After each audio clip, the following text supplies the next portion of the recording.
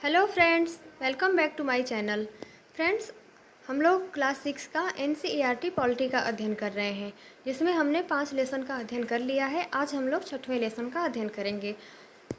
इसमें 5वें लेसन में हम लोगों ने ग्राम पंचायतों के बारे में देखा था, स्थानीय स्वशासन के बारे में देखा था। ये जो स्थानीय स्वशासन है, ये 73वें संविधान संशोधन से संबंधित है।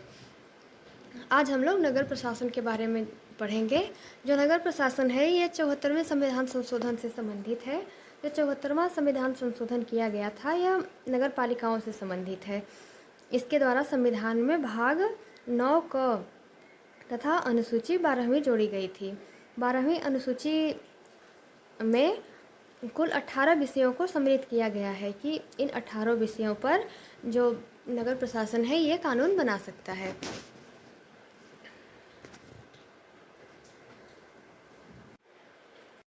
ये इम्पॉर्टेंट पॉइंट है, आप लोग इसको ध्यान में रखिएगा। आइए हम लोग देखते हैं कि अब एनसीईआरटी में नगर प्रशासन के बारे में क्या क्या दिया है। इसमें जो भी इम्पॉर्टेंट टॉपिक होंगे उन सबों को हम लोग कवर करेंगे। जैसे इसमें पहले नगर निगम के बारे में दिया गया है कि नगर निगम के कौन कौन से कार्य होते हैं। तो नगर निगम का कार्य, यह सड़कों पर रोशनी की व्यवस्था, कूड़ा करकट इकट्ठे करने और पानी की सुविधा उपलब्ध कराने और सड़कों व बाज़ारों की सफाई का काम करती है। तो नगरों में सड़कों पर रोशनी की व्यवस्था करना, कूड़ा करकट इकट्ठे करने, पानी की सुविधा उपलब्ध कराने और सड़कों व बाज़ारों की सफाई का काम नगर निगम करती है। आगे फिर दिया है, नगर निगम का काम यह सुनिश्चित करना भी है कि शहर में बीमारियां न फैलें। यह स्कूल स्थापित करता है और उन्हें चलाता है। शहर में दवाखाने और अस्पताल चलाता है। तो ये जितने भी काम होते हैं, ये नगर निगम के काम होते हैं। नगर निगम शहर में बीमारियां न फैलें, इसके लिए साफ़ सफाई करवाती है। वह नगरों में स्कूल स्थापित करती है और उन्हें चलाती है। शहर में दवाखाने और अस्पताल भी चलाती है।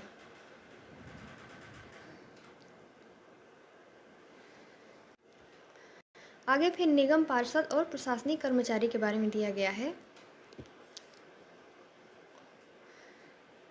निगम पार्षद ही यह निर्णय लेते हैं कि अस्पताल या पार्क कहाँ बनेगा। तो यहाँ पे यह प्रश्न बन सकता है कि अस्पताल या पार्क कहाँ बनेगा, इसका निर्णय कौन लेता है। तो इसका निर्णय निगम पार्षद लेते हैं।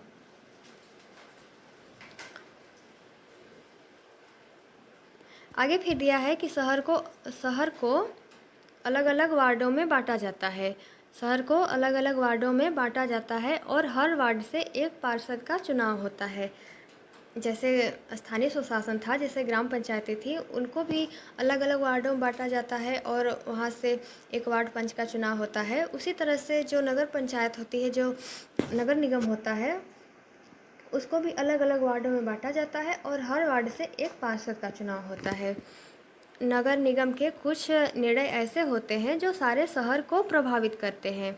ऐसे जटिल निर्णय पार्षदों के समूह के द्वारा लिए जाते हैं। तो इसमें दिया है कि नगर निगम के कुछ निर्णय ऐसे होते हैं जो सारे शहर को प्रभावित करते हैं। तो ऐसे जटिल निर्णयों को पार्षदों के समूहों के द्वारा लिया जाता है। आगे इसमें दिया है कि कुछ पार्षद मिलकर समितियां बनाते हैं जो विभिन्न मुद्दों पर विचार विमर्श करके निर्णय लेती हैं। तो जो कुछ पार्षदों की समितियां होती हैं, वे विभिन्न मुद्दों पर विचार विमर्श करके निर्णय लेती है।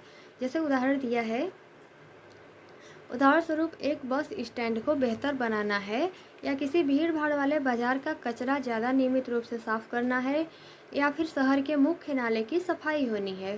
तो ये सब काम जो होते हैं, ये पार्षदों का काम होता है। पार्षदों की समितियां ही पानी, कचरा जमा करने और सड़कों पर रोशनी आदि की व्यवस्था करती है।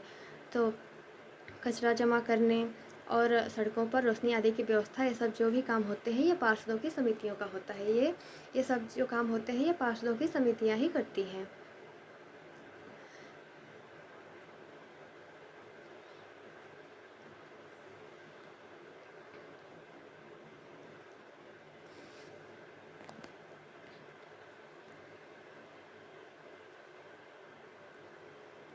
आगे फिर इसमें दिया है कि जहाँ पार्षदों की समितियाँ एवं पार्षद विभिन्न मुद्दों पर निर्णय लेने का काम करते हैं, वहीं उन्हें लागू कराने का काम आयुक्त, जिन्हें कमिश्नर कहा जाता है, और प्रशासनिक कर्मचारी करते हैं। में दिया है कि जहाँ पार्षदों की समितियाँ होती है, वे यह निर्णय लेती हैं कि अस्पताल कहाँ बनेगा, स्कूल कहाँ बनेगा, या फिर जो गांव में जो शहरों में कूड़ा कचरा है उसको साफ़ करवाना है, तो इसका वो लोग निर्णय लेते हैं। और उन्हें जो लागू कराने का काम होता है वो आयुक्त, जिन्हें कमिश्नर कहा जाता है, और प्रशासनिक कर्मचारी करते हैं। जो आयुक्त और प्रशासनिक कर्मचारी होते हैं, इनकी सरकार के द्वारा नियुक्ति की जाती है, जबकि पार्षद निर्वाचित होते हैं। अब जैसे यहाँ पर यह क्वेश्चन बन सकता है कि किसकी नियुक्ति सरकार के द्वारा की जाती है, पार्षदों की, पार्षदों की, या फिर नगर आयुक्त, या फिर प्रशासनिक कर्मचारियों की। तो यहाँ पे जो प्रशासनिक कर्मचारी होते हैं उनकी नियुक्ति सरकार के द्वारा की जाती है, जबकि पार्षद जो होते हैं उनका निर्वाचन नगर पंचायत के सदस्यों के द्वारा किया जाता है। जो नगर निगम के सदस्य होते हैं उनके सदस्यों के द्वारा पार्षद का निर्वाचन किया जाता है।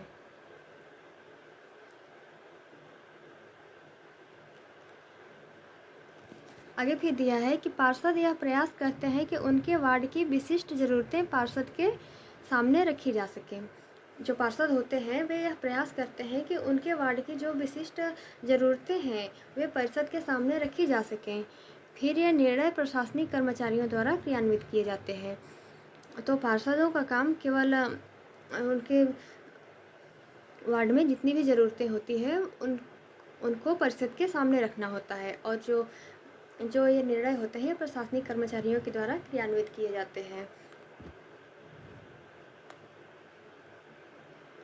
आगे फिर इसमें नगर निगम के बारे में दिया है कि नगर निगम को पैसा कहाँ से मिलता है। जैसे इतने सारे काम करना है नगर निगम को, तो इसके लिए पैसे की ज़रूरत पड़ती है। तो यह जो राशि है वो नगर निगम के पास कहाँ से आती है, तो उसके बारे में इसमें दिया है कि निगम यह राशि अलग अलग तरीक़ों से इकट्ठा करता है। यह राशि का बड़ा भाग लोगों द्वारा दिए गए टैक्स से आता है।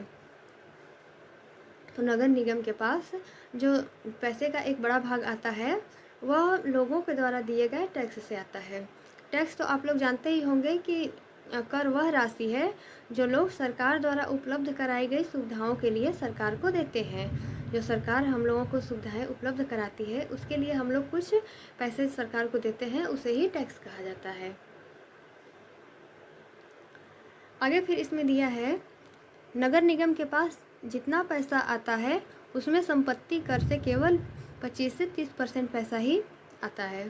तो नगर निगम के पास जितना भी पैसा आता है उसमें संपत्ति कर से कितना पैसा आता है, तो केवल 25 से 30% पैसा ही आता है।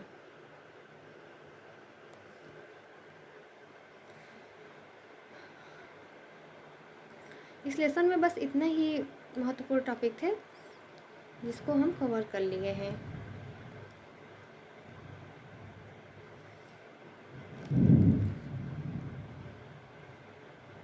क्लास 6 में बस इतने ही इम्पॉर्टेंट पॉइंट थे जिसको हमने कवर कर लिया है।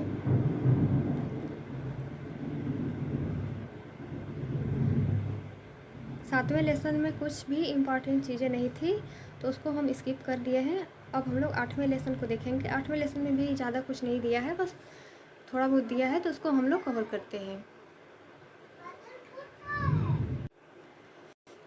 8वें लेसन में शहरी क्षेत्र में आजीविका के बारे में दिया है।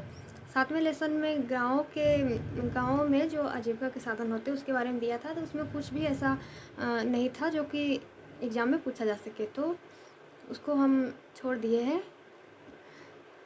अध्याय 8 में भी ज़्यादा कुछ नहीं दिया है, इसमें जो भी इम्पॉर्टेंट चीज़ है उसको हम हाईलाइट किए हैं। देखते हैं इसमें कुछ है।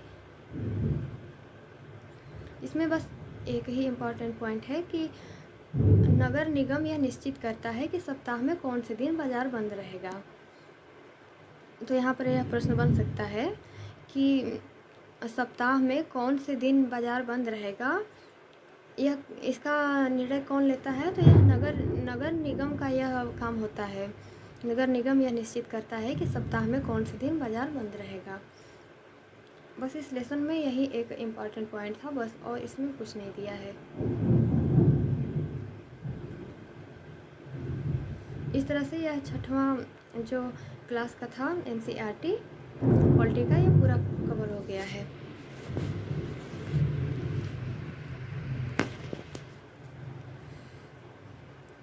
अब इसके बाद हम लोग इस बुक से जितने भी इम्पॉर्टेंट क्वेश्चन बनेंगे इसको हम लोग एक अलग वीडियो में पूरा क्वेश्चन आंसर करेंगे, जो कि MCQ फॉर्मेट में होंगे।